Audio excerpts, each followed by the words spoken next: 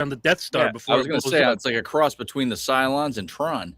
Ladies and gentlemen, this is how we're starting the show. See, look at this. That's what we have. We have Lynch. You know what? Fuck this.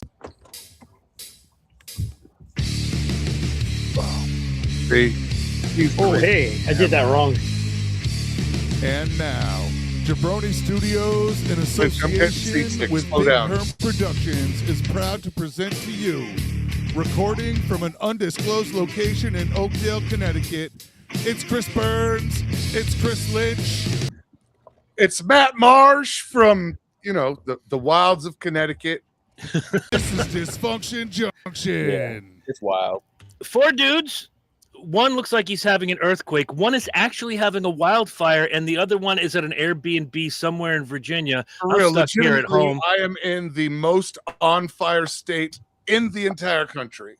And we don't mean that the state is cool and everything is fire. No, the state is but it's on also fire. Literally fucking on fire. So if this is his last episode, damn it, we're going to have some fun. What did you say, Matt? Disco Inferno. Yeah, basically. That's right. Burn, baby, burn. Welcome to Dysfunction Junction. Down there in Venezuela is Lynch trying to fix his earthquake bullshit. I'm Chris Burns. Marsh had to get up because the waitress doesn't come all the way out to the patio of the Airbnb.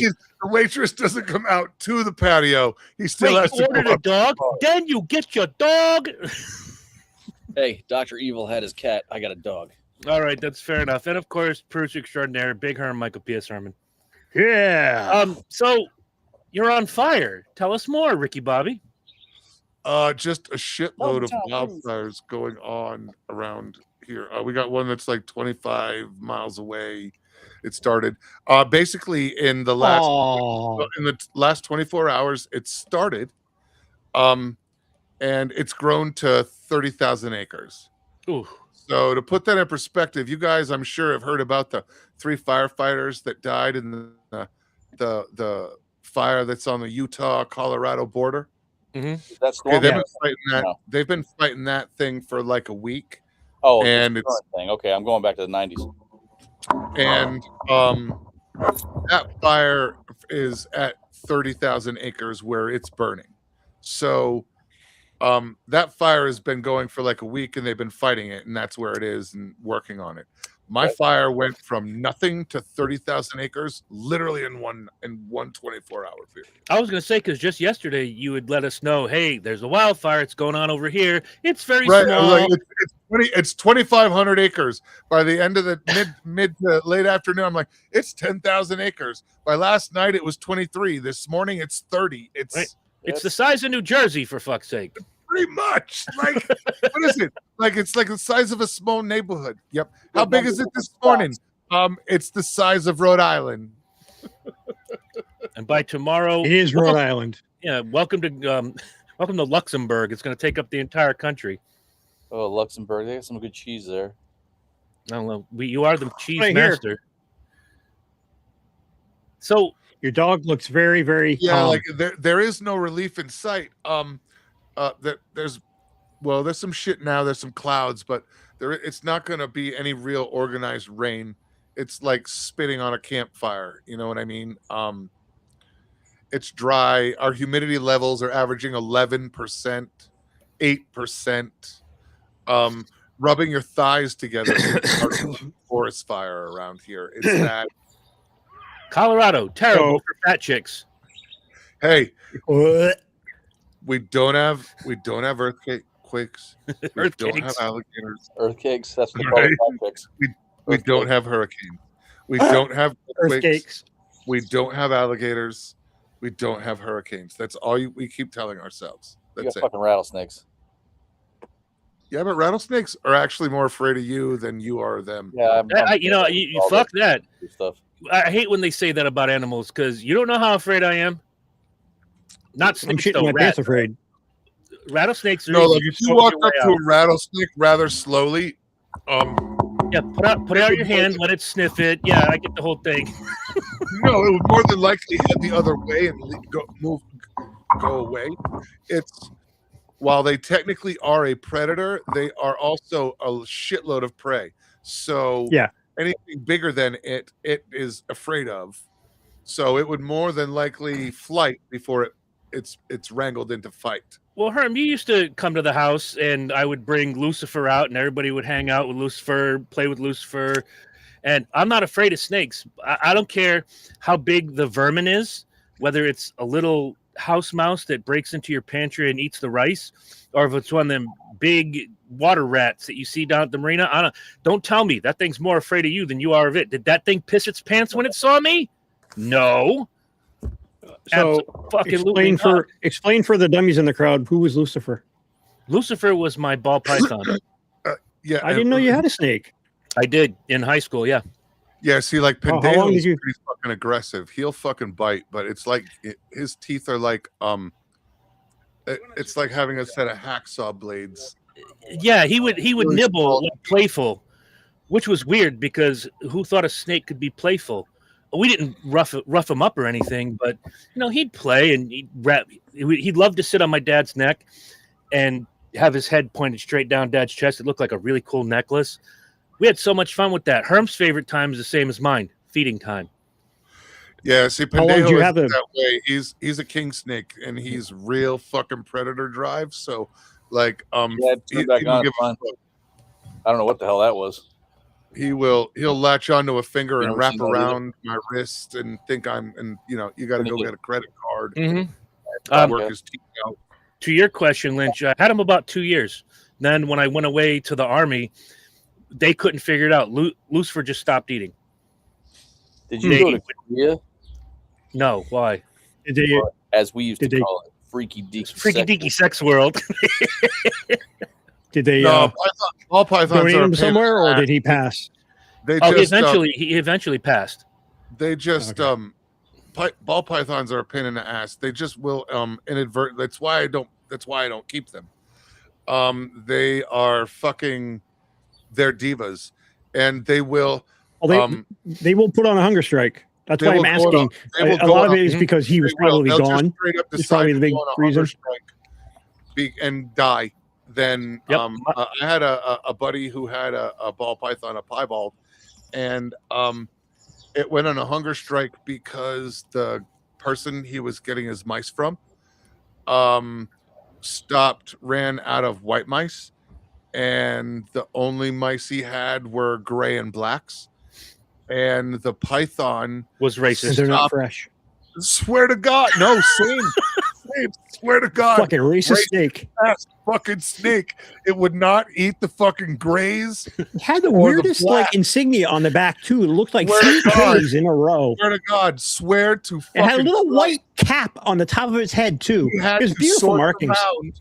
He had to source around and find white mice specifically, and then the python decided. But the python didn't eat for like 6 months, and he couldn't. Yes, this figure is it the fuck this out. is Tom's pet shop. I'm looking That's for why I the don't white do mice. pythons. When I did my research All on white. snakes, pythons Yes. are fucking divas. No They will Schwarzer here. go on a fucking, All they will white. go on a hunger strike, and they will die because I had another friend that had a python, and Friend.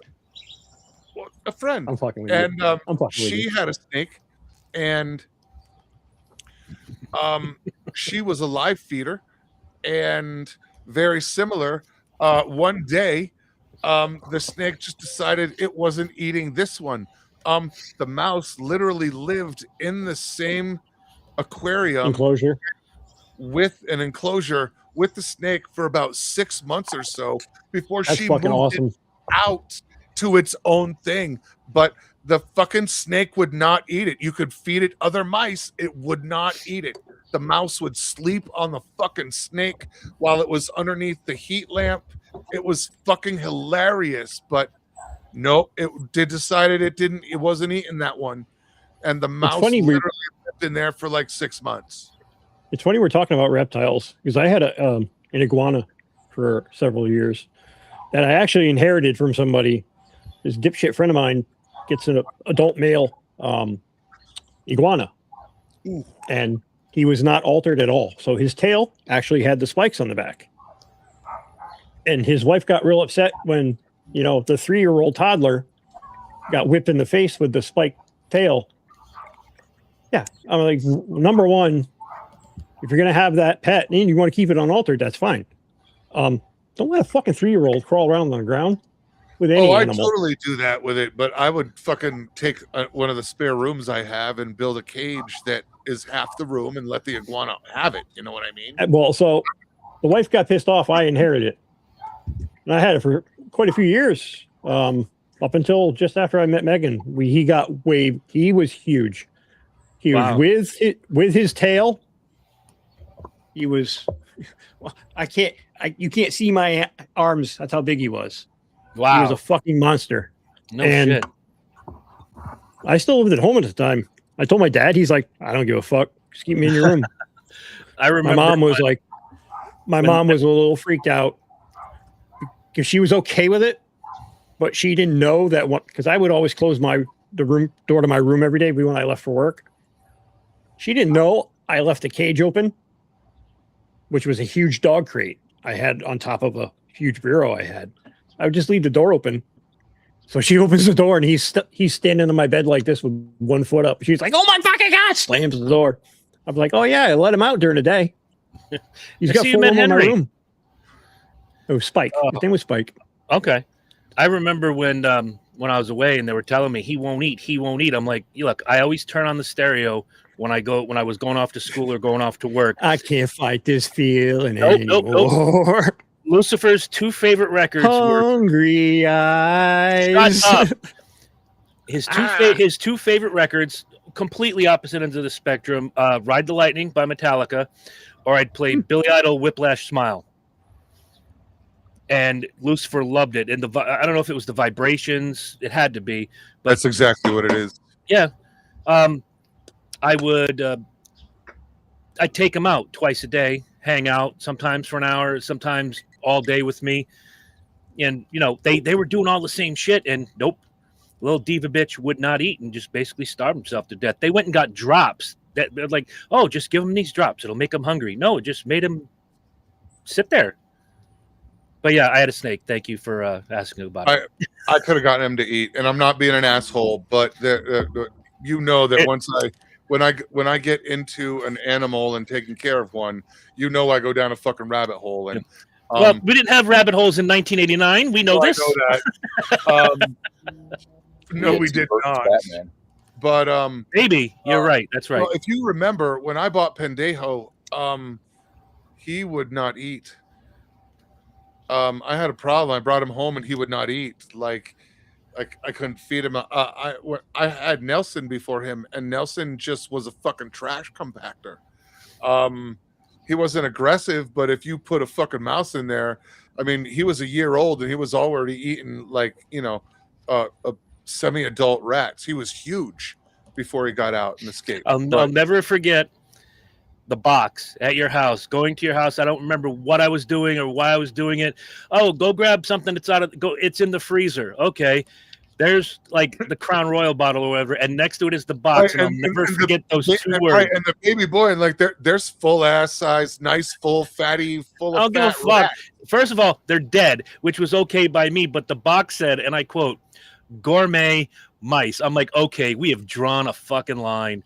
Gourmet mice. They were food grade. Fucking food grade.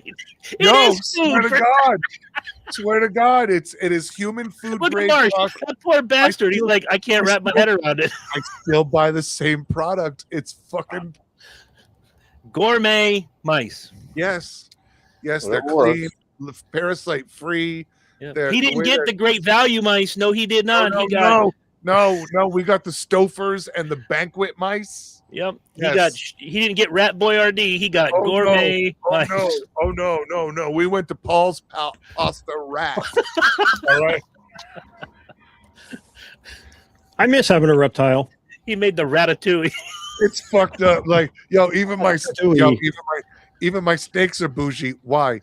Because if If you knew what I spent every time I fed it one of these mice, you would be disgusted. They're from pink cows. God. Everybody else is feeding like $2 mice to the snake. What are those? They're like $7 a pop. They're all right. Which one is the cow Herm's gonna get? Watch this. Bessie. Moo. Moo. Excuse me, moo. Right. Like hello. fucking moo already. Fucking moo. I miss having a reptile. I have the Paris Hilton of fucking snakes. Oh dear God. So Marsh, how I are think you, Megan- man? We haven't heard from you in a while. You're talking about reptiles. I can't relate. Okay. That's You don't like them? I'm not crazy about them, but then again, I fucking lived in the desert with them for 4 fucking years. So do Yeah. I. The little lizards that run around, they're awesome. Yeah, If I wasn't worried about in the backyard, didn't really fucking endear me to the little fuckers. it's all right. I got Or those. the too. scorpions that would drop off the ceiling into our bed. Yo, Hell Those I could no. do without. Those I could No, definitely do without. all right, I can beat that. I can beat I'm sure that. you can. Pueblo is legitimately right in Actually, Well, Uh, actually. legitimately and not literally, legitimately in a tarantula migration. Yeah, path. I've seen those at night. That shit's crazy. The whole ground moves. Yo, swear to God, there are nights. Wait a you minute. go- Wait a minute. A tarantula migration. Yeah, Yeah. I'll be out the desert in the nuke plant at night, Yes, and all of a sudden, you see the whole and all of ground a move in sudden, front like of you. the ground is. Dude, do you remember the gypsy moths on shit when we were Yeah, really this little? shit's unreal. Yeah. Everything, and the tires would just like kind of fucking move and pulsate. The ground does this because all of a sudden It looks like there's it's vibrating. 40,000 fucking tarantulas moving through on like a 70-foot wide path. All It's like a fucking cattle drive. yo, swear to God, but it's a spider. I'd love to witness Spider that. drive. It's I would love fucking to witness that. Probably YouTube. It's Look at all these spiders.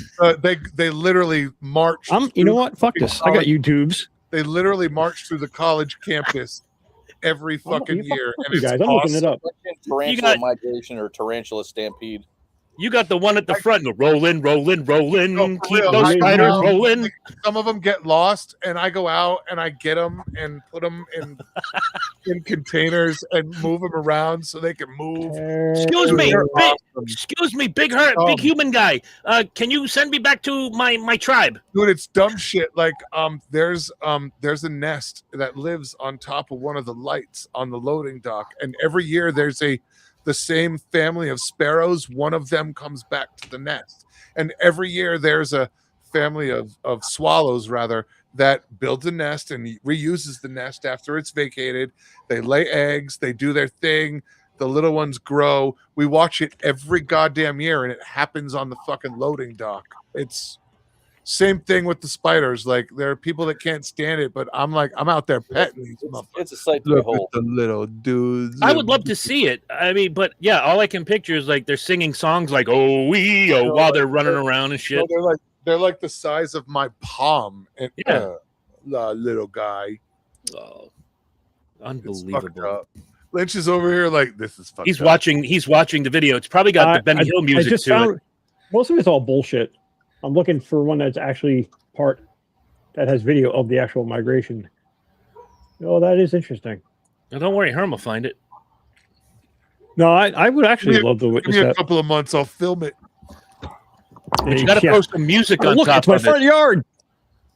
You got to throw like either the Benny Hill music or Rawhide or something. Well, that's like we also have the Miller moth migration. We are in the direct path of the Miller moths, the army cutworm that lives out in the plains, and then they fly through. Now this year we had a dry winter. It was very dry, and so there wasn't a lot of It was the vegetation. driest winter.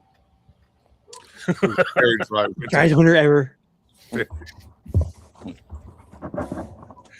But it wasn't that bad. But some years, like they're all over. They're everywhere. It's horrible. I don't mind tarantulas. I love them. They're little cute brown. I think they're really cute. They're I had them, and they're Our friend in high school had like 5 or 6 tarantulas as pets. They They're were not. wicked cool. He brought them to school. I mean, they're temperamental as far as they need like the exact right conditions a lot of the time, and they can Yeah, deal with. they're delicate that way. They're delicate as far as that is concerned, but like everybody's like, oh, it's gonna bite you. No, it's not gonna bite me. It's only gonna waste that shit on prey. Right. Yeah, I mean, They actually have a second like mechanism. you can get a rash from their hairs. Right, their hair, all their hairs have a little microtoxin on it, a dermatoxin, and basically if they get scared enough, they basically like their whole body like flexes like we would go into like a shiver. Their whole body goes, "Ah!" and it expels these hairs. Yeah, they like throw their hair. Yeah, and and it's irritating, and your spiders will do that to you, and your hands will get messed up when you first get them before they start to learn. But it's a process, and it does, the snakes. They learn to trust you. Eventually, they learn to trust you. They learn, right? Because you're their source of food, right? And they get to understand that you're not. They can sense you, smell you. He's my friend. Right. I know his smell. He's my friend. And if you walk away from them and don't handle them for a while and leave them alone and for a long period of time, they will revert back, and you have to go through it again. Snakes do the same thing. Yeah, it's any wild animal like that. I would assume that because it's instinctual not to trust, anything much bigger than it that talks to it. Where they're like predisposed not to trust us. And I would assume that any wild animal that you would actually groom to somewhat captive and then walk away for months and then come back, he would be like resetting the clock all over again. Pretty much. Because this is, to him, it's a new person. He doesn't know it's you. He doesn't visually recognize you. Because wild animals are your taste and your smell. Dogs actually have like optical memory. They will remember what you look like. Yes. I mean, that's why they smell you first, and then they associate that smell. Does that smell associate with that picture in my head? Yep, that's my mom, or that's my dad. Jen and I have been talking about working the crows on the power lines in the backyard. I talk to my crows every day. Oh, no, not just talking to them. All of the shit. Just putting the foods that they like out on a platform, starting there at the same time every day, and then after a while, throwing some trinkets out and seeing. Jen and I would really love to get some crows to. So I have a crow. I have a crow that sits in a tree just above my Land Rover where I park it. I got 4 and every morning when I come out, he's there and he squawks. And I stop and say, "Good morning. How are you?" And I say it every day. It's around the same time every day. And when I come home, did somebody get thrown out of a window at your house on Halloween night, and that's why the crow is there? No. I got 4 that show up in the mornings. And every night when I come home, he's in the tree opposite the one he normally is in, and he's watching me get out of the car. Yeah, Jen and almost every day. Jen and I were thinking about doing a whole working them. Yeah, I think crows are fascinating. They're super, super smart. If they become tame, that you handle them, they're very, very loving birds. And they're pretty even tempered. If they like you, they will hold a grudge. I was going to ask you, is there like a special diet they have to have? No, they like a little bit of everything. One of the foods they really fucking love is like dog kibble. No shit. Mm-hmm. They love dog food. We already know they don't eat. We already know they don't eat in the rain. I learned that watching Lockup. But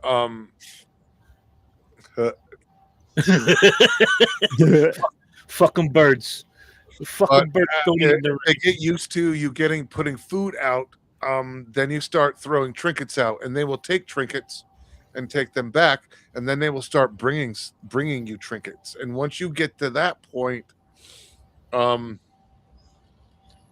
can start working like when you feed them, walking away and sitting and just staying there at a distance. You work your distance close. The next thing you know, you've got crows. They will warn you when something's around. They will defend your property. They're like dogs. It's fucked up. Yeah, they're Interesting. fascinating animals. And owls too. We have a bunch of owls that live in a couple trees just like 25 feet away from our house. And I talk to them too. When they start hooting and hollering, I'll say, "Good evening, ladies and gentlemen." Yeah, get them used to your voice. Putting a bat house up on a pole. I have several on the property that I installed throughout the years. I'm all about having bats and owls. Bats my are owls just flying rodents. And owls take care of the bigger things like rats, mice, shrews, Small dogs. Moles. the fucking moles and voles. I'm all about having owls on my property. The only thing, Yo, did that, anybody see and I don't even mind the- fox. Go ahead. I don't even mind the foxes because they've learned not to come all the way on my property. Because I took one out with a 177 air rifle a couple of years ago. Took a fox out? I would Yeah. pay big money to see Mabel and Walter see a fox Oh, yeah. walk this fucking yard. Oh Mabel yeah, is not aggressive at all, but she has learned from Walter, who is fucking protective. bro. This nigga is TSA 24/7. He is on it. Yeah, he's on He's point. He's also got that retard strength. Well, yes, that's the other thing. He's got like Master Blast. He's like Master Blaster all in one package. Like he is so hyper focused, but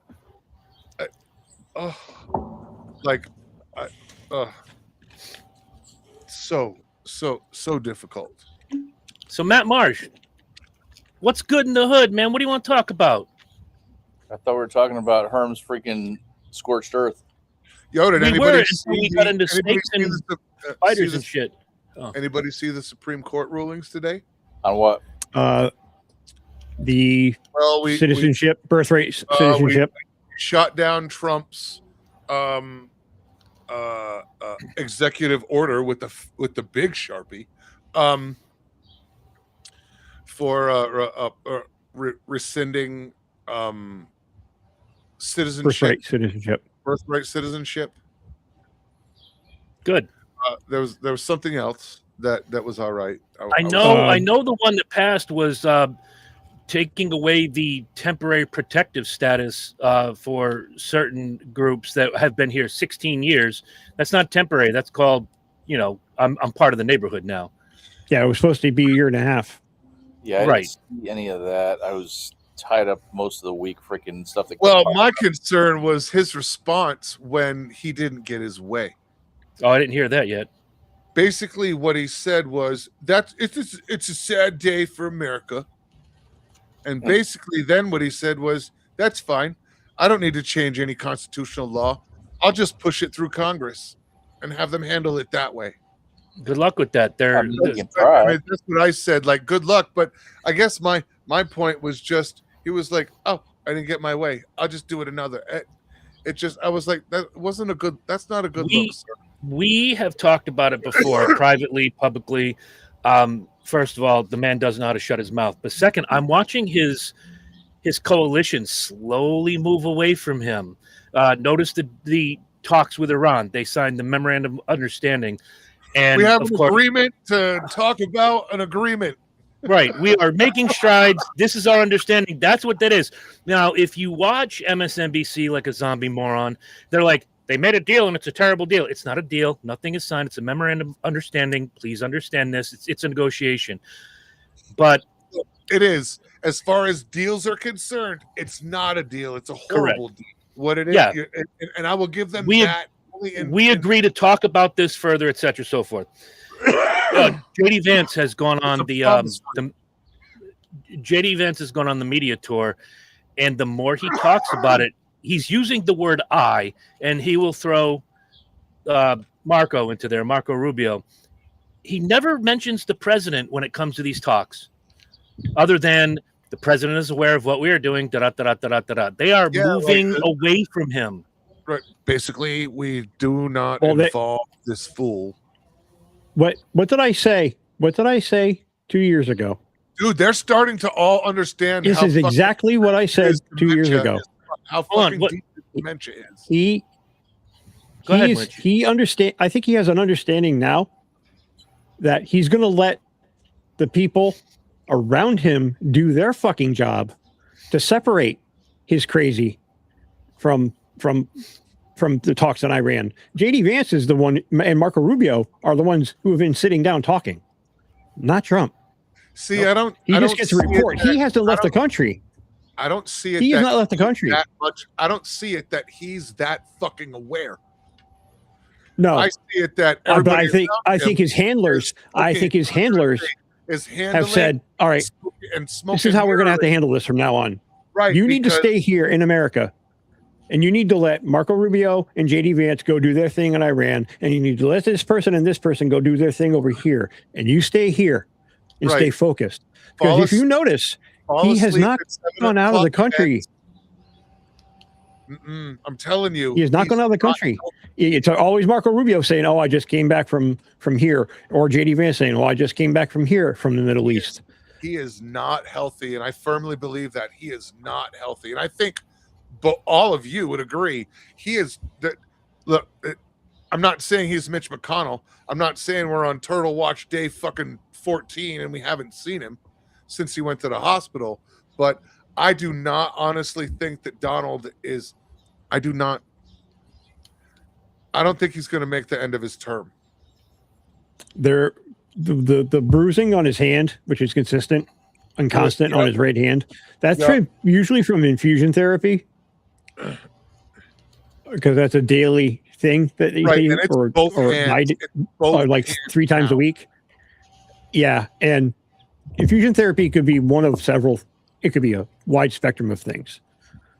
But the most common usually is some sort of bone cancer, Hodgkin's disease as well. Basically anything that attacks red blood cells and shit like that, and bone marrow. So this is not backed up by anything scientific. This is me just throwing shit against the wall and see what's sticking. It's what makes sense to me. I'm not a doctor, but you can go look, and any one of us. But if you just not even thinking about it, not even thinking about it. If you look, and if you and I were, if me or anybody, I would hope that I know and associate with, if I were having a discussion about this and I said that theory, I think most reasonable people will go, yeah, could be. And even a guy who's a fucking gung-ho Trumper, who's Trump 24/7, would hopefully understand where I'm coming from, and not just say, "Oh, fuck you, no, he's fine, he's not, fuck you." That would be just not being an asshole, but I'm seeing a lot of recognizable traits that go with symptoms of certain conditions from him. Oh, dementia. And there's a lot of that, specifically frontal temporal. Yeah. The sundowning, the fall asleep at 6, 7 o'clock, but yet being awake at 3 a.m. ranting like a fucking loon. There are people in the industry, and I am not educated in that field. I did 3 years at a facility that worked with. My clientele was like that. I see a lot of recognizable traits between our president right now and a lot of my guests. I see a lot of the same in. And I saw in relatives up close and personal. House up. I'm just being an honest fucking American with no partisanship. I mean, my grandmother on my mom's side went through dementia. And Marsh, hold that thought. When Lynch is done, I want to hear what your point was. But you were talking about it was fucking horrible watching my grandmother go through that. she was sharp as a tack up until she wasn't. Because dementia and she was a fighter. Alzheimer's are two completely different fucking diseases, and They are unfortunately, the other one. One affects your ability for like cognitive shit, and the other really just affects memory. You start to lose, you forget everything. Yeah. But they are different, but they're horrible to watch. Yeah, my I've family, watched friends' fathers and it was not parents. fun. It's shitty. It's shitty to watch. They call it the long goodbye for a reason. Huh? Yeah. They call it the long. It's called the long goodbye. Yeah. Oh yeah, because like today, I know you, and in 6 months, you're my son, and I'm telling you stories about my son that's you. Because my grandfather, I don't recognize the same thing as my great grandmother that I remember and died at 103. My grandmother died of Alzheimer's. 3 of her sisters died of Alzheimer's. I mean, it's fucking rampant. And it sucks because there's nothing you as a lay human being can do about it. When you have a loved one, my grandfather was top notch in my world, like number one. And one day we were sitting around talking baseball, just having a great day. He is on point. He's having a beer with me and everything's great. He's getting ready to leave. And he looks at me and goes, you know what? You remind me a lot of my grandson. You guys would get along great. And that's when I knew he did. Right. And all of a sudden your head's like, you don't say a goddamn word, but in your head, you're not you. You don't say. No, I know what you mean. I know what you mean. But your head just starts to fucking.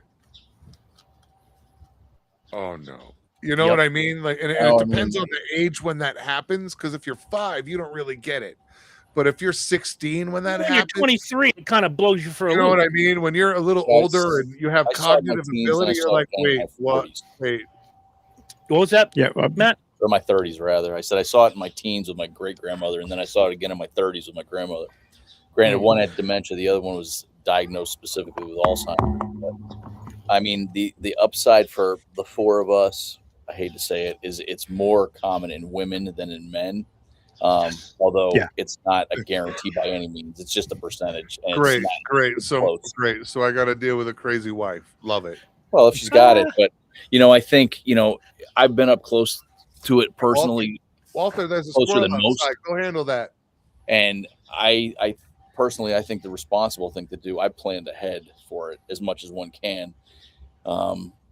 You have a very narrow window of opportunity between. Move her to Canada and kill her.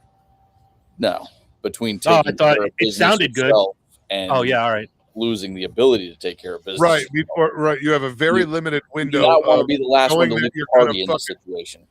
No, you need to handle your shit and make sure your shit is tight. All taking care of business. Then after that, you can fucking party and do whatever you want. And I challenge anybody to argue the point with me because I devoutly believe it is the right thing to do.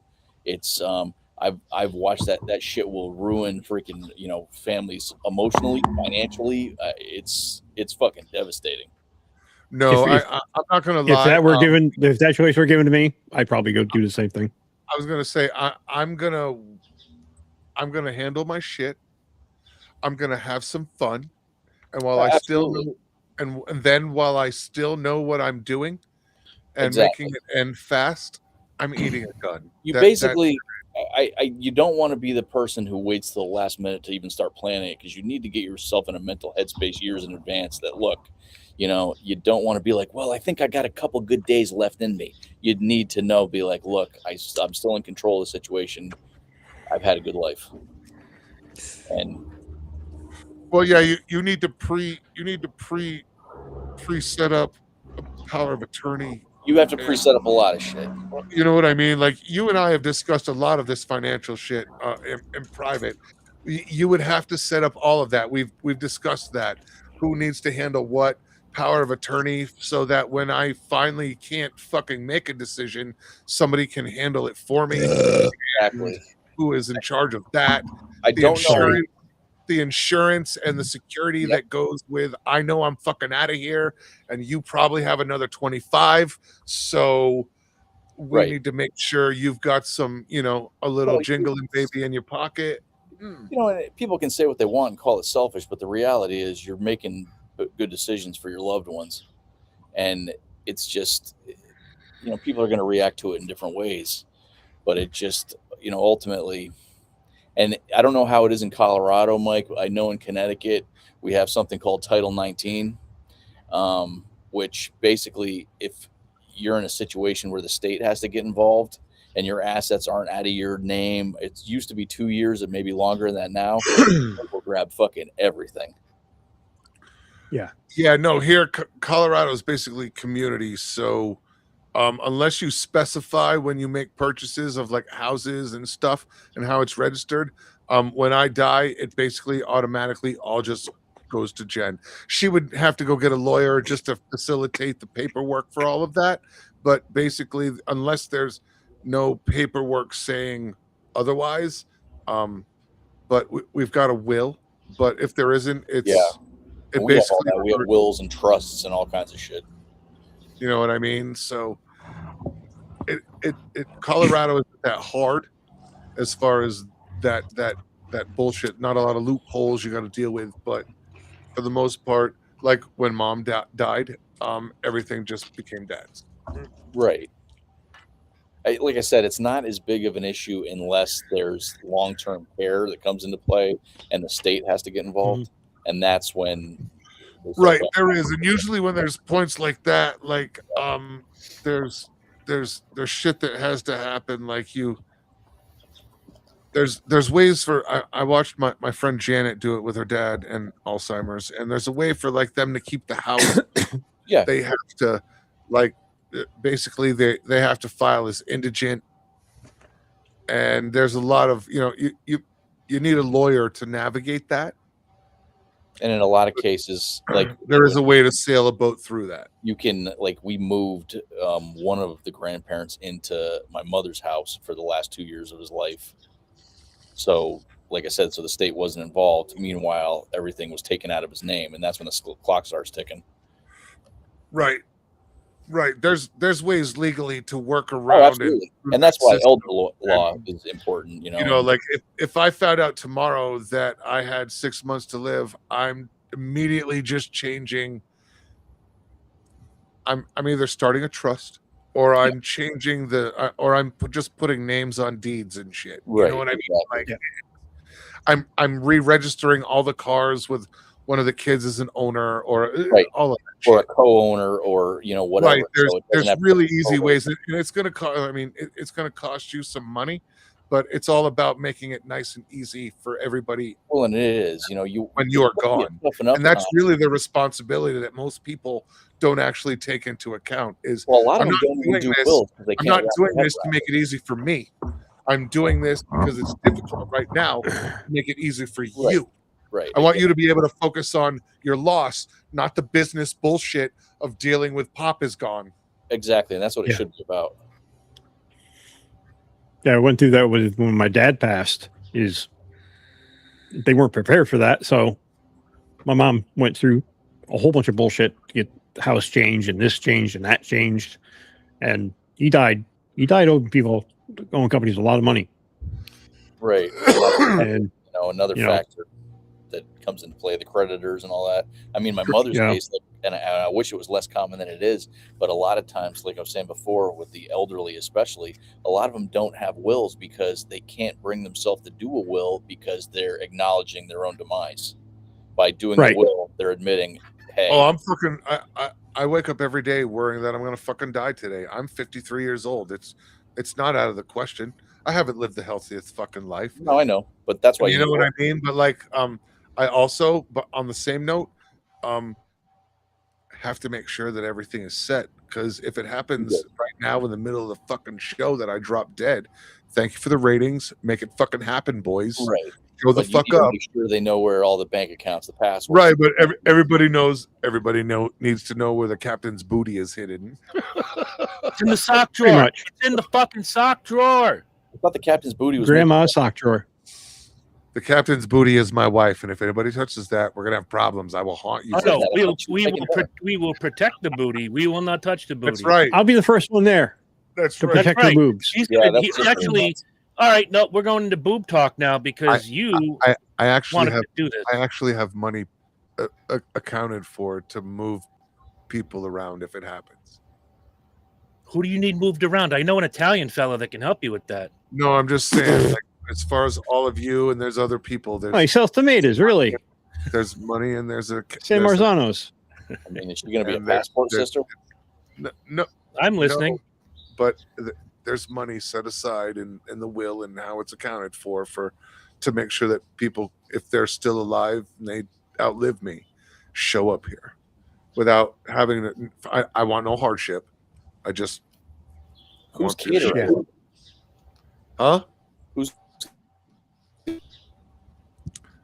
But Yeah, who's catering the event? Yeah, because you're going to be dead. Oh, Unless I'm you've got this shit freeze dried and you've made I'm- AI freaking smokers. I will. I mean, like, if I drop dead today, that's handled as well. But also, if I know that I'm gonna die, then I will set up the food.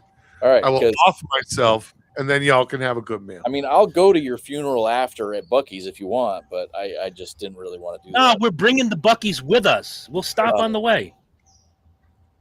Oh, we got good barbecue. And plus, Marsh, Herm, don't listen to this part. Marsh, he's going to be dead anyway. So when the It's not much casket I is can open fucking during... do. Eat what you fucking want, asshole. No. Listen, you guys shut up. Marsh, this is you and me. When we drive out to go to the funeral, we stop at a Bucky's, get a 2XL Bucky's They can t-shirt. see us. I Yo, don't make care. sure you stop in Missouri and get some real, or Kansas and get some real good fireworks. Amen. But we're going to put the Fireworks. Bucky's t-shirt into the casket so he has Bucky's with him T-shirt. forever. I'm wearing the Bucky's t-shirt for the open casket. Yeah, Jen, please I'm put not this saying on him. he wanted this, but he kind of wanted this. Can he wear the Bucky's shirt in the casket? Oh, We're yeah, not sure, saying we'll he make that. wanted this, but he kind of had it coming. Yeah. Yeah, He dared us basically to put a Bucky. I better be dead if I got a fucking Bucky's t-shirt on. Well, Okay, good you're luck, right. fucker. Good luck, Yeah, yeah, fucker. nigga, you You are. can do whatever the fuck you want. You know what? Don't try that shit while I'm alive, bitch. That's all I'm gonna say. And Once if we I'm do, dead, make sure he's I don't give a fuck. You can dress me up in Bucky's socks and shorts and a hat. make sure if we do it while he's alive, make Dress sure me up A like a Bucky's believer. make sure Like one of make those sure he's Viking biker funeral pyres like in Stone Cold. I where mean, they sit 'em on the basically they're motorcycle fucking funeral red and pyre. yellow. So dress me up as fucking the Beaver Hulk Hogan and do what you got. hey, if we could do it while you're alive, we have to do three things. One, make sure you're absolutely piss raving drunk and passed out. Two, we have to leg iron you to the bed. I do it, but we would have to lock in some pledging first. I'm just Okay. saying. Guys, if you're watching, I'm Venmo a us whore. money. Or you And for guys, the right No butt price. you guys wanna- for the right price, I will show up No with butt stuff. a This t-shirt. isn't going to be like gangbang again. I'm not. For $100, I will show up Again. in a Bucky's t-shirt, and you can record Again. it. Uh, I'm a Hey, go whore. whew, I'm not a that cheap escalated whore. quickly. Oh, I used to do that when on the old killed podcast. I killed a guy. On the old podcast, we used to do fundraisers every year, and one year it was for pediatric AIDS, which I think if a kid gets AIDS from blood transfusion, that kid should get every dollar he gets. So we did a fundraiser, and somebody said, "What would it take for you to wear a Red Sox jersey for the entire month while you're doing this fundraiser?" I said, $200 goes to the fund, $50 goes to me. I'll wear a Red Sox jersey for a month on the show. And sure as shit, we heard a ding on the screen. Will donated $200, and then a couple days later, in my mailbox was a card, and he made it funny. It was like, "Oh, to my grandson on his birthday," and you open it up, there's a fresh $50 bill. I'm like, I guess I'm fucking married to this gig now. Yeah, but then you had to But buy yeah. a Red Sox jersey. Somebody had to finance. No, I that. borrowed one. Oh, You think right. I'm gonna go buy one? That I would be would- I wouldn't- that would be the $50 to me. That would be you have to cover the cost of me buying the shirt.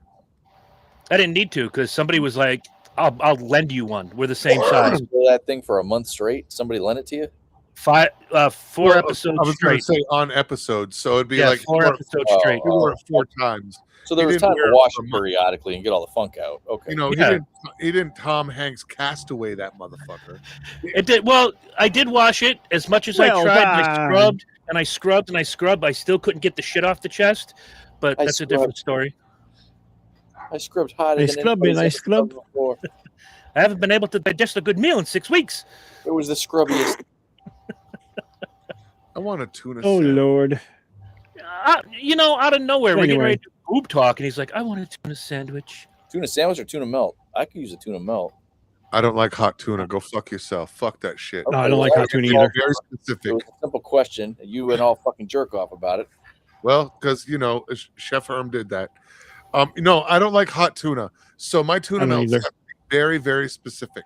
Okay. I like Let's hear Well, it. actually, Well, actually, I actually personally think that I Munster like is the best bread cheese. toasted lightly, and then the tomato and the cheese put on the bread, and then thrown in the oven and broiled nicely.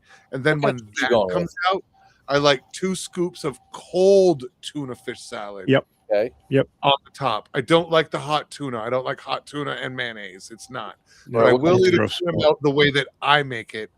And I've had that's a how lot I of make them too. say that they enjoy it my way because it's basically the McDLT of fucking, and Chris knows how I feel about that fucking sandwich.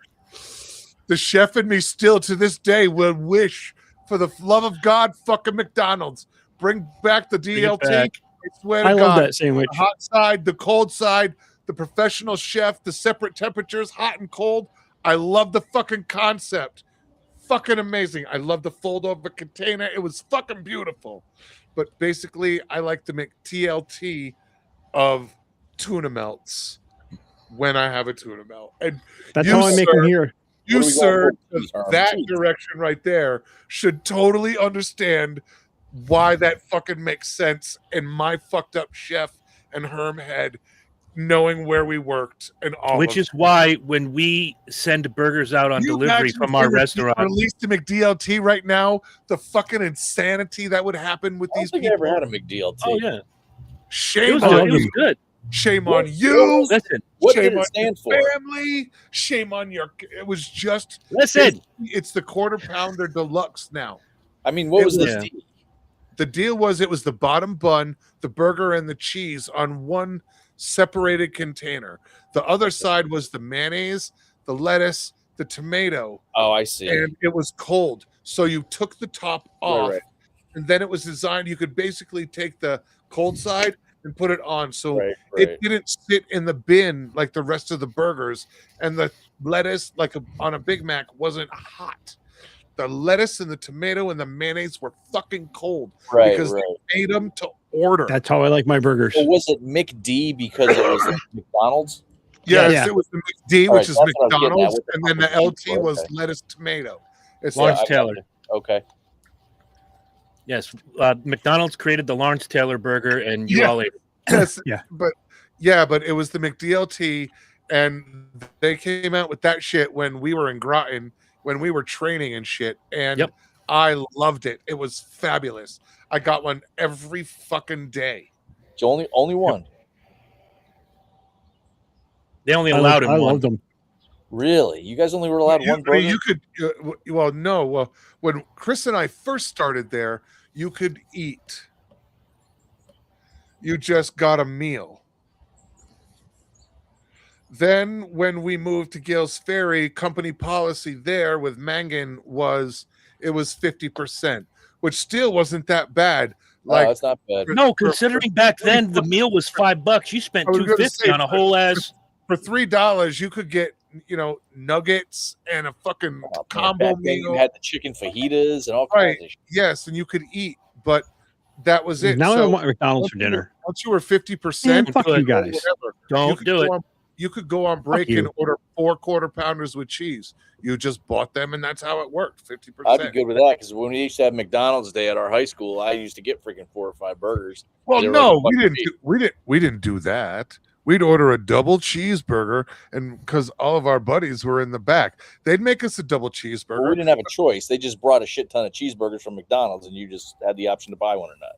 Yeah. Well, they did that to us at school, but when we were at work, we would discuss amongst ourselves what we were eating on a break, so that when we walked out of the kitchen and they told us it was time for our break, our niggas in the back knew what the fuck we was making a nigga.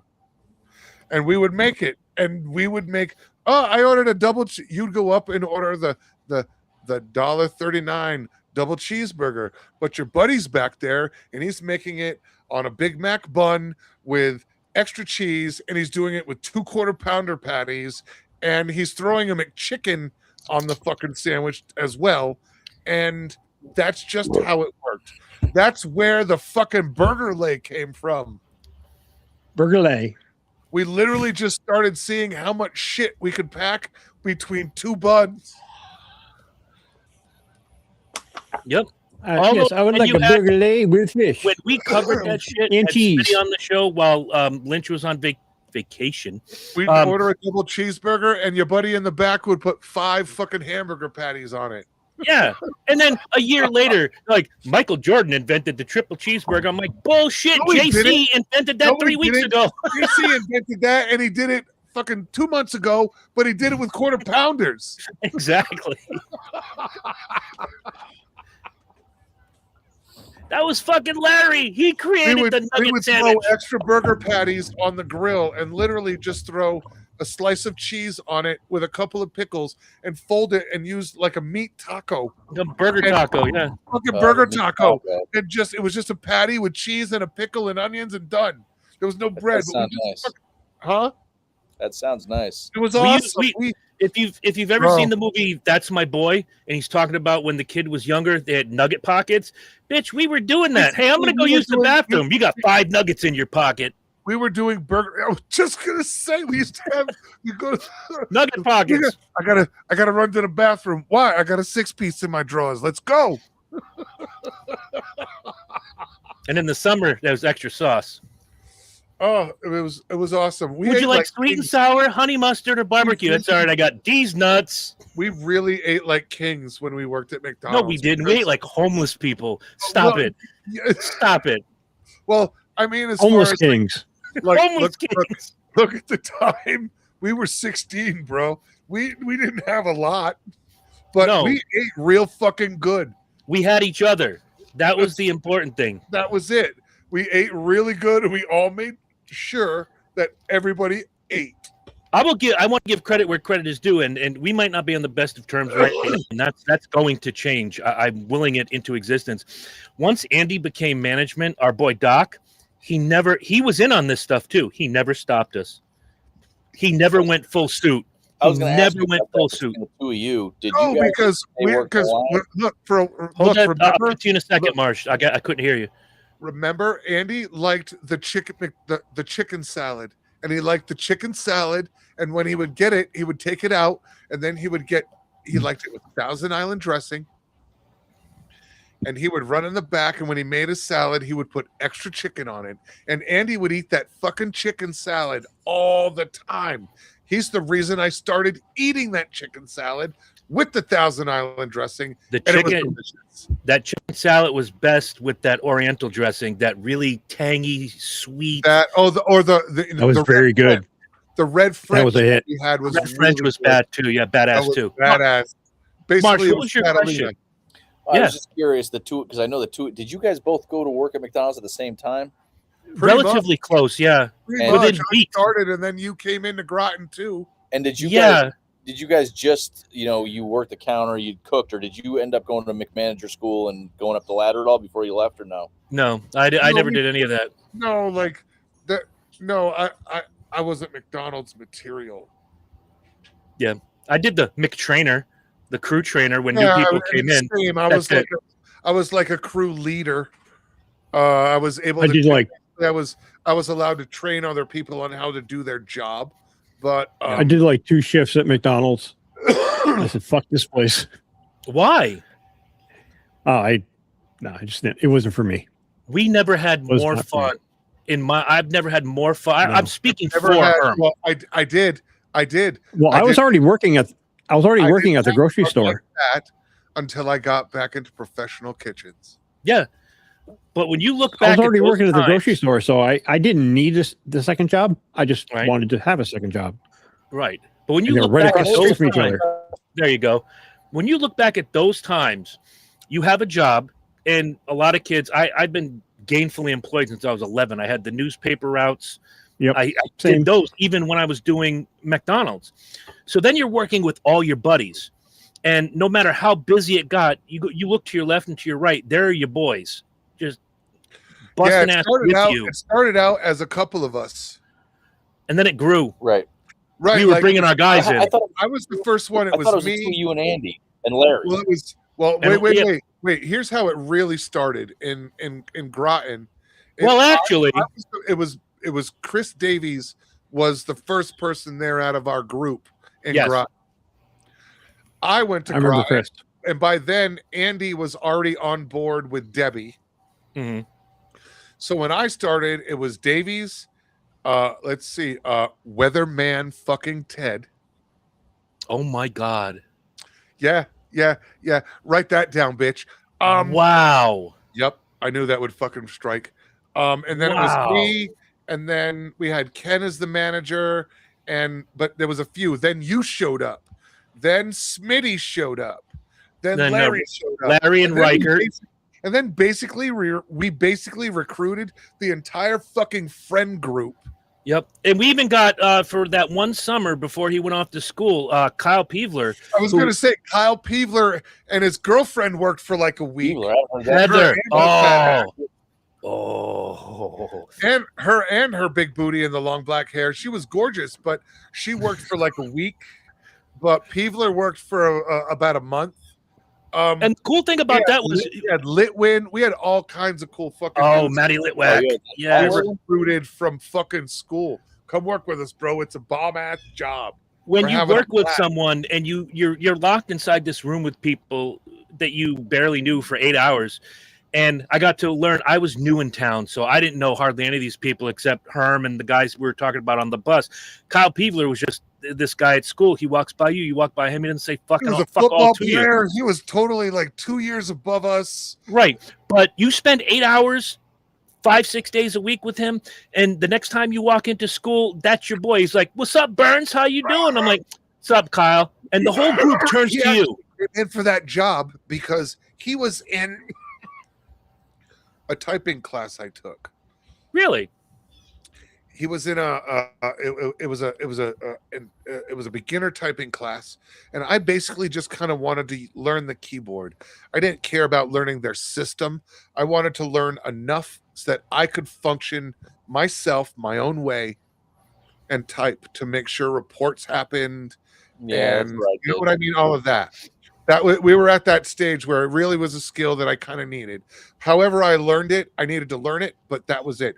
I failed that fucking class because I couldn't type fast enough. Well, I so did couldn't I. their words. But I sat there and my mother fucking lost her shit. But Kyle was in the class and he wasn't that great either. And he was just kind of taking it as a football player, as a senior for a fucking shit credit. Mm-hmm. So he cared a little bit more about it to keep his average up. But my mom lost her shit because it was a half year course. So the first marking period ended and she's like, "What the fuck?" And I'm like, "Mom, I can type. This is why I took it. I took it so I could do this. Look."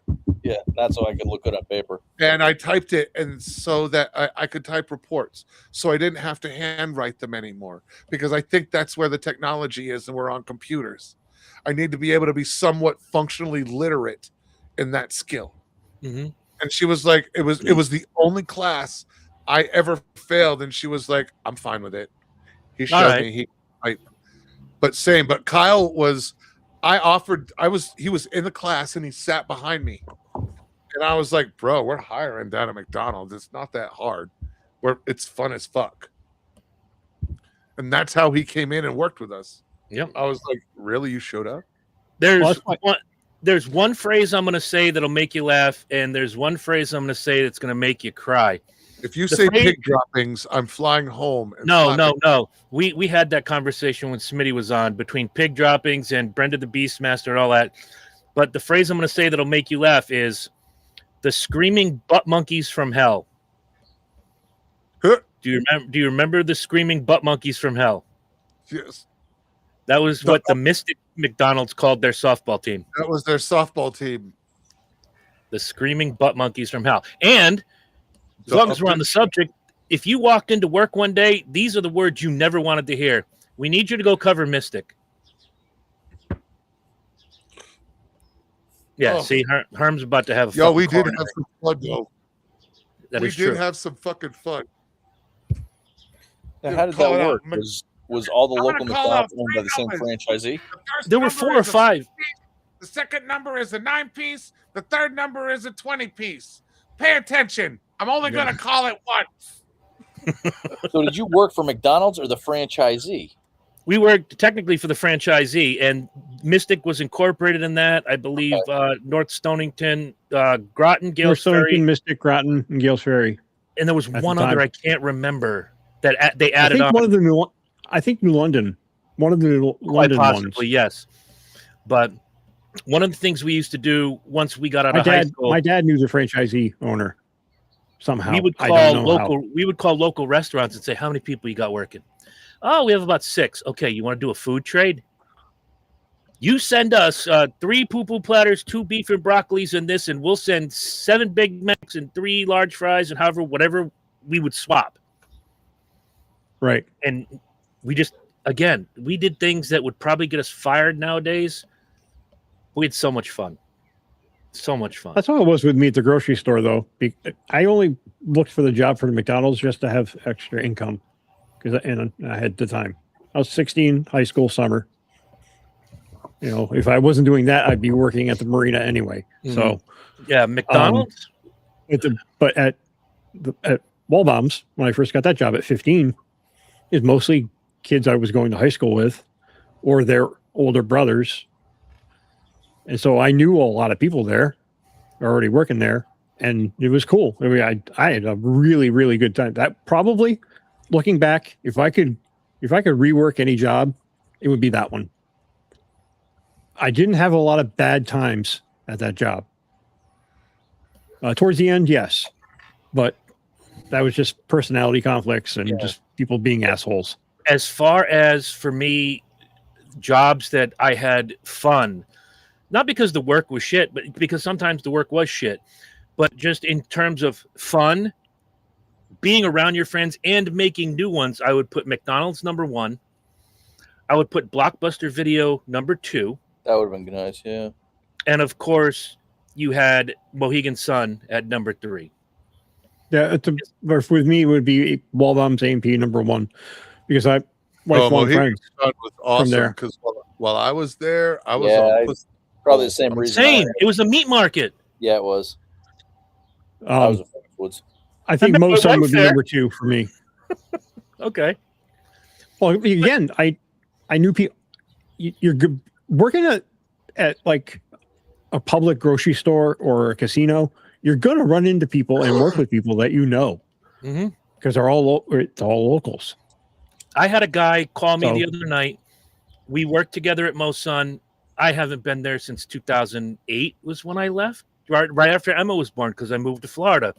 And we've seen each other over the last almost 20 years. And he just called me out of the blue the other night. He goes, "Hey, I heard you're running for mayor. I got some questions for you." And we sat on the phone for an hour and a half just talking about things I'd like to do, A, when I run this campaign, and B, in the unlikely event I were to get elected.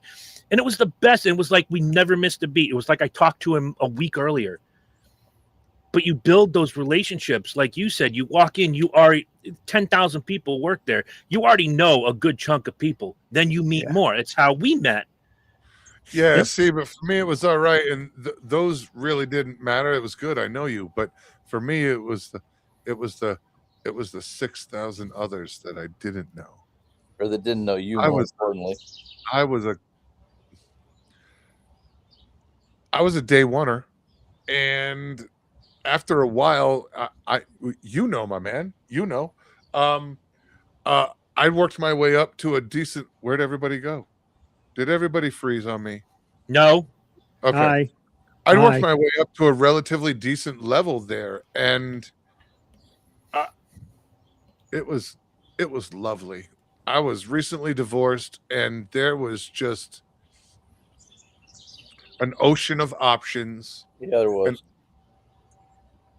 I was And single for a good portion of my time there. I wasn't tied to anybody, so I could. Did you work there, Marsh? I was at Foxwoods for 7 years. Oh, what'd you do Oh, at Foxwoods? Same environment. He fucked everything that moved. Yeah. What was that, Matt? Worked in the food and beverage warehouses. For real, I Well, had I half a delivered food dozen. to all the work- I restaurants had and all half the a waitresses dozen and all that work shit. wives. Yeah. Yeah. It was a good. It started off like I got there in '93, and it was good for about the first year and a half. I mean, they were still throwing a lot of money at us and summer parties and drunken. Well, that was us at Mohegan when we started. They were just throwing fucking And money. then I want to say about the third or fourth year, they started tightening the belts. The tribal members started getting pissy about their bonuses. I mean, New Jersey was really freaking. New Jersey was killing it. Yeah, they were. New Jersey was running that shit right into their pockets. Yep. And, between that and freaking Kenny Reels taking over, it just went a different way. Yeah.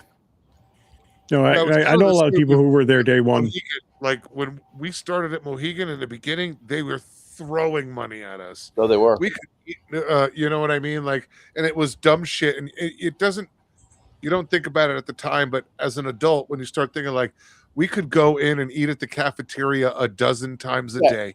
And and these dealers were ready to you export. can go get cereal, salad, whatever, but if you wanted to go into what I called the lap of crap, you had to put your card up there. And but at Foxwoods in the early days, we didn't. Okay, at Mohegan you did, Well, and see, I would you get, did it at Mohegan, not at the beginning. No, when I got there, but in the very beginning when it opened, that system didn't work.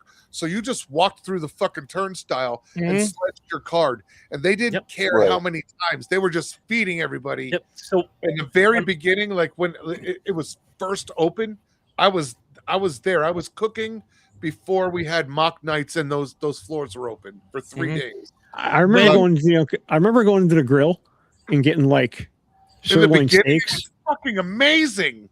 Fucking filet mignon. Yep. Yo, for real, filet mignon. Steamship round. Yeah, you wanted. They were the steamship. The meats were incredible. Making sandwiches that weighed 6 fucking pounds because they were full of Italian meats. Yes, it was insane in the beginning. And working grave shift when all of those restaurants shut down and those foods have a particular time frame. They set them in the grill. The buffet closed at 10 o'clock, and all the food was hot and ready. And still my first job in there, I was working the employee cafeteria. So so I had to keep the ice cream machine stocked and the salad bars and all this shit. And like I said, the first couple of years, there was no limit on food, and dealers got a 20-minute break every hour. Right. So they ate like 7 times a fucking day. Yeah. And I mean, these guys blew up like freaking ticks. Oh, God, yeah. You'd go and eat 4 or 5 meals, and then you'd stop on your right before you left and get a freaking grinder to go. Yep. And I mean, Burns, a year in. What year did you start at Mohegan, Burns? Caldor shut down in late 98. 96? I started early 99. Oh, okay. Yeah. See, I was there. I was at Mohegan in 96. Yeah. So I was got there tail end of 97, beginning of 98. Okay. They hadn't even finished full construction when I had started and was in there. Right. Taking classes. Not long after I got there, was the sledge card we had to go through, and then when I got into management, I would get my department's pig list. And you have to go talk to these people. It's like, look, you go, you do it once. You can get all the salad you like, all the cereal you like, all the ice cream you like. But to go through the hot food, toast, you can make your own sandwiches. But you can't. You can only go through the horseshoe once. Well, I was hungry and I went back. I don't care if you were hungry, dude. This is why you're on this list. See, I had 2 years of eat whatever you want, whenever you want. We don't even give a fuck. At some point, the system, it took them a year and a half to fucking iron the system out. So at one point, they just unlocked the turnstile and used it. Dude, do you want to know? Bodies. Do you know how much revenue was lost. Oh my god!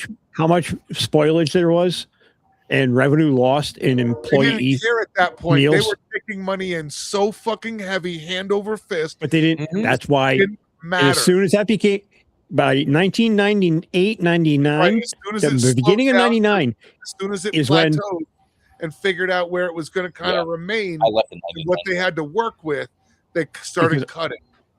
I was going into my third year of surveillance at that point. Second year of surveillance at that point. And I was already a jewelry supervisor. So I was privy to reports. And that's when the food and beverage and the Uncas Grill was like, bomb, bomb, bright lights, red flags, red flags, red flags. It was so negative. Like they're always going to be negative because it's a gratis service. Yeah. But then when you have the people who would sledge in 8 times a night, when they get there, they're dealers with their 6 breaks, and then in the morning after they eat, after they work, they get their breakfast when they leave.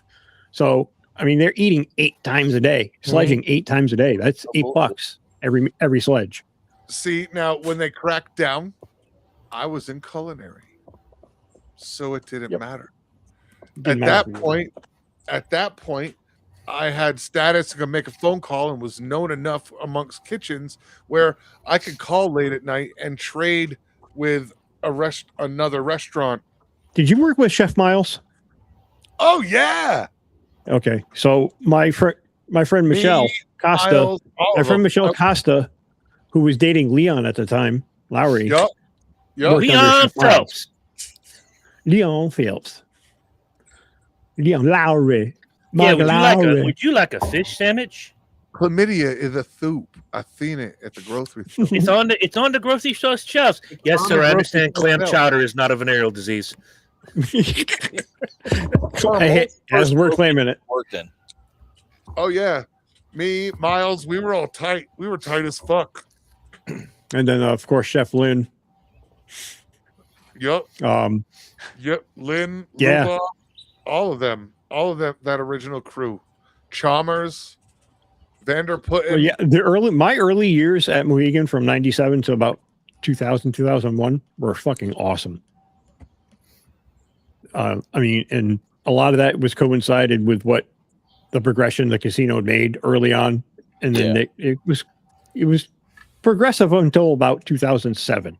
Sounds about and right. And then of course, right when they broke ground for Wynn Casino is when the ass fell out of the market.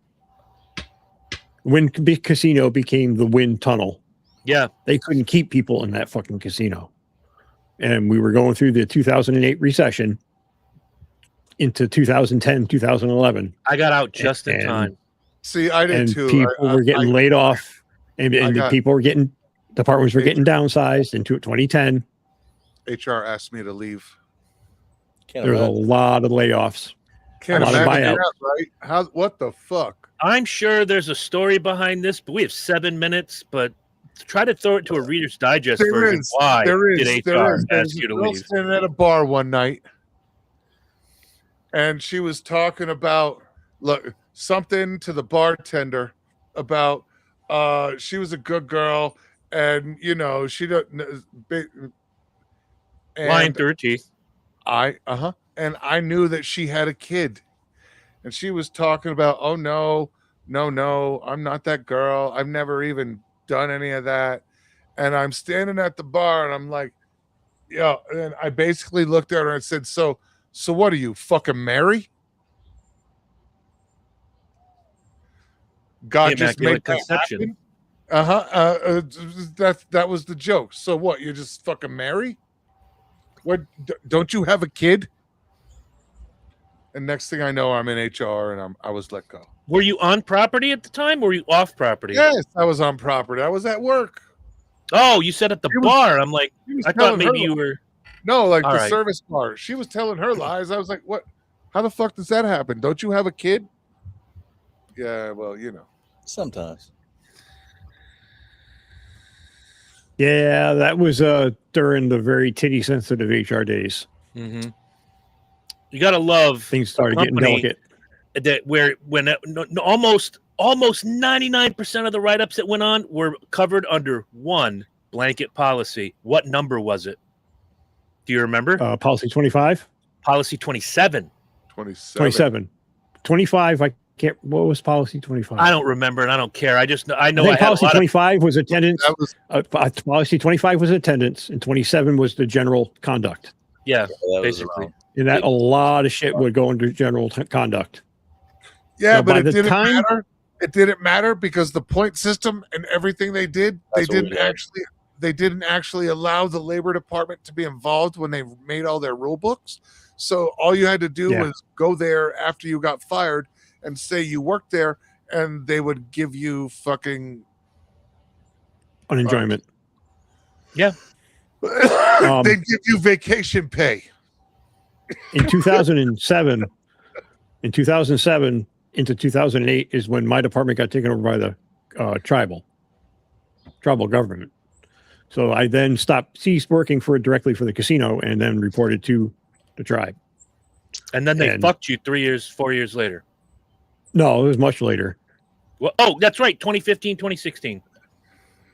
2016 is when I had the cancer, and 2018 is when they said, see you later. 18. Sorry. I love the Yeah. casino. I'm not gonna lie. It was a great. period in my life. Look, when And from I about started there, 2015 I until was married in forward, it was Shit really fell shitty. apart when the place opened, and basically it was a free for all, and it didn't matter at that point. I was there opening night. I'll catch a lot of hell for this, but basically, we were all passing it around to a level where you had directors humping dishwashers Oh yeah. Oh yeah. Dude. at the bar after work. Dude, there were blowjobs over at the and cocaine Cove. use in the fucking poker room, poker shift office. Bro, if you knew how many girls I had in dry storage blowing rails off of number 10 cans and health inspectors in the walk-in, and for the love of fucking Christ. Oh, we knew what was going on too, but there was really nothing. We couldn't prove it. Couldn't prove it.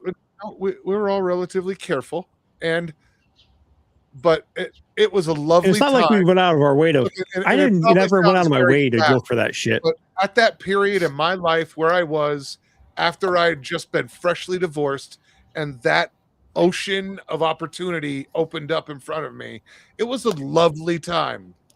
Yeah. And if Yeah, my and I'm wife, sure it if was. my wife had just said yes a lot fucking sooner, I could have avoided all that whoring. And that's all I'm gonna say. That's it. Blame it on your wife. That Do we know why she Blame finally it did on yes? the rain. Down to the point of What do we know why she said yes? finally after I firmly believe you it's just it's a mentally form- exhausted at that point, like No, a prisoner. pretty much. I wore her down. I firmly believe it's very similar to a Helsinki Stockholm syndrome. syndrome? Yeah, and Stockholm syndrome. Yes. Yes. That's Look, fucked up. there's a That lot of is shit. so fucked up. Look, there's a lot of shit Wow. she didn't learn Wow, I'm gonna about. do it right now. after we were together. Emotional damage. I'm just saying she didn't learn about a lot of the Wow. stalking that happened until after she was mine. All right. Right. Hi, baby. Wow. Hi, honey. Hey. Hi, honey. Shit. Sugar. Am I lying? Am I lying? Am I lying? See, no, I'm not. Okay, but, I'm with Marsha on this one. You know, I've sat in a room with the two of you, and collectively and separately, like, how did it take you this long to get here? And you both tell separate stories. Because I think- she just said no. She was a good girl. But wait, there's more. You knew you were I a think boy. I She think was Marsh. married. I tried, bro. I think Marsh is correct. You beat her into submission mentally and emotionally I say it to all the the time. point. Bro. I wore her down. To the point where she said, "You know what? Fuck it. I'm getting older. Let's give him a shot." Yup. And yup. Fuck it. And Just do it. And it turned out really And good for her. yeah, I think it good turned for out. both I of think you. it turned out best for both of you. Don't put all this and be like, "Oh, Oh, she got no. all the good shit." No. I knew. I knew it was good long ago. It just took her a while to recognize it. You know why? Because intrinsically, wait, Hold on. Can she hear As me? she says, I wasn't ready yet. I wasn't Can ready to be who I am now. Can she But- hear me? No. No. I'm gonna go to hell. I'm gonna go to hell for this, and I'm gonna get murdered. But she need to get all the good shit out first, and then submit to you. No. That's funny as fuck, but no. Knowing what I know about the first husband, I no. don't care about the first husband. Well, I do, know what you mean. because I know that what you mean. That was I was fighting against sec- that concept the whole time. The second part of that is early onset Alzheimer's kicks in around 35, 40. So maybe early? I'm just making this shit up. Don't ruin the joke. Stop being a Herm. All right, sorry, I thought it was later. So as she's losing her mind mentally, of course she's going to go with you. Heard. Early on, late 40s. Oh, if No, we had always had an amazing banter back and forth. I mean, even back in high school, yeah. Well, before that, I knew When Jeff. she says "fuck you," you disgust me. That's not banter. No, it's sexy when That rag smells funny. it's sexy when she says it, though. Whose pants Why does are it these? smell like? Why does this rag smell like chloroform? Get away from me, you disgusting pig. My drink tastes funny. Stalking Why does is my taste? Why do I taste Rufalin? Stalking is when two people go for a romantic walk in the woods, but only one person knows about it. Yeah. Why do they call them roofies? You end up on the floor. Why don't they call them flories? Flories. Rufalin. Oh shit! Herm, is that Rufalin. wait, that's your van? I'm not going on the state. See you later. For real. Quagmire Herman. Giggity giggity goo. What kind of you car do you drive? A white van. No windows. Shag carpet. No windows. No, there's windows. Just one of those. One small round 70s window, With bars bubble on. window in the back. She'd be more impressed if you had the Viking rock star thing painted on the side. Instead, you're getting into Oh God. no duds melting in your lap. no, Insert no, pedo here. Do you remember the one? I'm You gonna remember have the a one that box, used to drive around Groton? I'm gonna have a box of puppies painted on the side. Oh, mine Yeah. just says free candy. Oh, Yeah. Did I say that out loud? I remember did. there was a silver van that drove around Groton that had the The that thing Viking with painted on the back. the busty woman Yeah. at his side, and oh god, Yeah. Boobs and yeah. the thing and the yes. I think my dad probably knew him because I saw I him still- all the time. Before I go, That means because my dad probably knew him. I have an interview at 8:00 on Speedway. We're welcoming from yournews.com, Sarah Talker. She's got Hey. Talker. What a name. We're going to talk about all things Sonoma and how she got into the business. But I remember the kid, and I guess it was a kid who had that I like old, to pronounce it Sonoma. whatever you want, had the Ford LTD painted in gray, black, and white camouflage, and on the door it said "Urban Assault Vehicle." I will never forget that car as long as I live. Or driving down Route 12 and Herm and I screaming out the window, "Hey, somebody stole my ass! What does it look like?" This. Whoop.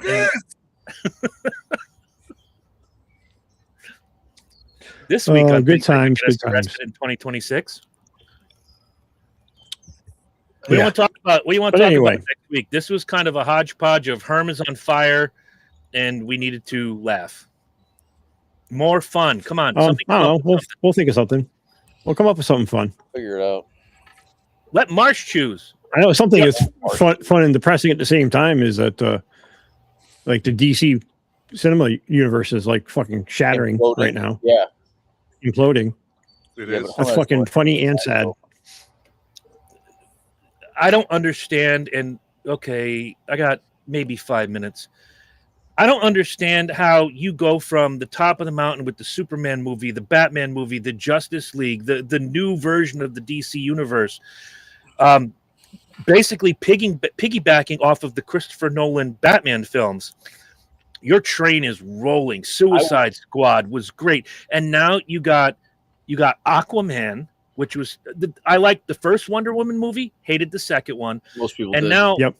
from all accounts, this Supergirl movie is going to flop like music from The Elder. So, well, don't let anybody fool you. The first movie, Superman, was not successful. You talking Man of Steel? It lost a lot of money. The Brandon Routh version? A lot of money. Which one are you talking about? No. The newest one, James Gunn. David Cornsweet? Oh, with Henry Cavill. David Cornsweet movie lost a lot of money. Yeah, I mean the DC stuff. I don't know. And James Gunn is good at James Gunn, and I liked Guardians of the Galaxy is probably the first one is probably my favorite Marvel movie outside of Endgame. The second one was okay. The third, it's the same joke every time. Yeah, and with Superman, it was basically Guardians of the Galaxy, but just changed the costume. I liked the third one because it was fucking rocket focused. I liked the ending of the third one. I thought it ended very well. It did. That's a positive thing about that. It was exceptional. It was a good pin in that story. Okay. Yes. But it's with every film that he does, it's the same. He's good at doing that. He's good at having a sarcastic character, a funny character, a serious character, and a goofy character. And he did the same thing in Superman. And there was no real story to that movie. And then he hires a girl who has one writing credit for a short film 9 years ago and gives her Supergirl and a couple other movies to write. That's not all she had. She had great hips. I'm just saying. Gentlemen, I got to run. You guys close out the show. We'll come up with a topic. Behave yourself. We'll cover that later. To do. All right. Word. Yeah. Marsh gets to do the last word after the song. I'll see you guys. Last word. Yeah, I gotta get going too.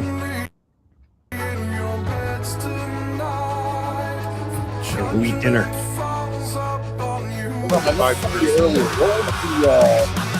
Your first professional restaurant.